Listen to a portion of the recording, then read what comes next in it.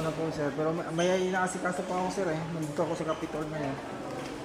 Kaya lang, after mo lang sa inyo na walang problema kung nahayawan natin yung donation na ito. Magsabi lang po sa inyo. Sige po. Salamat po. Pero lang kayo ATM ninyo o bangko. Dala mo ba? Yung ano lang, account number lang. Sino pang may hawak sa ATM? Nasa akin, nasa bahay po. Sino pang piling mo tawagan doon? Hindi niya alam yung nalagyan ko eh.